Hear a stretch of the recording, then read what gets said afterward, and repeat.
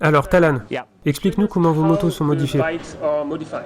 Okay, so first thing is paralyzed, can't move my legs. So the foot pegs have basically old-fashioned bicycle toe clips with a little extender here, and there's some Velcro. And then on the bottom of my boot, I've got Velcro that has been stuck to the bottom of the boot. So the foot rests on the peg and the Velcro just grips the toe and stops the foot from sliding off. Obviously, once again, with your feet not being able to move, the feet normally operate the gear shifter. So now I have this unit, which is an electric solenoid, and when you press the buttons on the handlebars, this piston punches down or up and therefore changes the gears. So that's how we can change gears. My legs can flap about. So we have straps to hold my legs in place. So the black strap stops the knee going forwards, and the green strap stops the knee coming out. If you only had a single strap, it might stop the leg going forward, but it easily pulls away from the bike.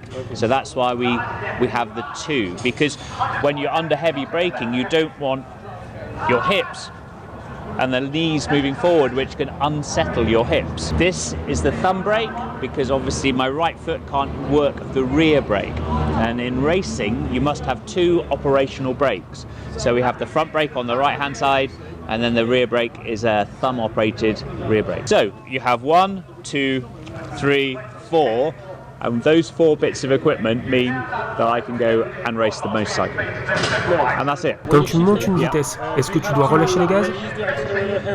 If you're on a standard road bike, an older version, yes you would.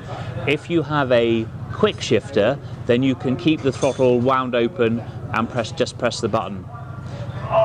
Racing, rolling off the throttle costs you time, so you really want to have a quick shifter.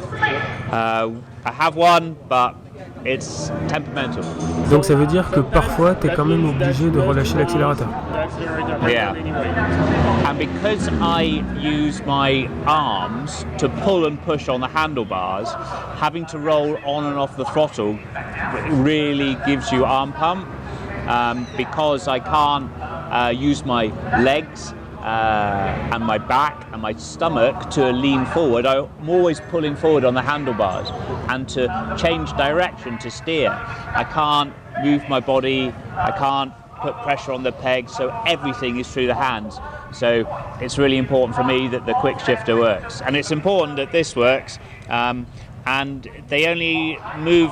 You only have to move them a small amount, a few millimeters, and it'll change one way, but it won't change the other. So they have to be set up correctly, or they don't work. Maintenant, parle-moi un peu de ça. Okay. C'est quoi? So this helps me to stay in the seat. If you look at the tank of the R6, it's very shallow. Some tanks, they're very steep, but this one is shallow. And if I brake heavily, it's easy for me to slide up the tank. So using the foam and the stomp grip, it grips my leathers, and it stops me sliding up and over, because in the past I went to brake really hard and I ended up sat on the top, which is not good. Et ça c'est quoi? That is on a bike for most racers. It adjusts the span for the brake. So in the course of the race, as the brake gets closer and closer to the handlebar, you can wind it and take it further away. So if you look on, a lot of the bikes, they have that. Et quand tu descends en rapport, est-ce que tu es obligé de prendre l'embrayage? I do, but you can have auto blippers. So my teammate Andy, he has an auto blipper on his R1.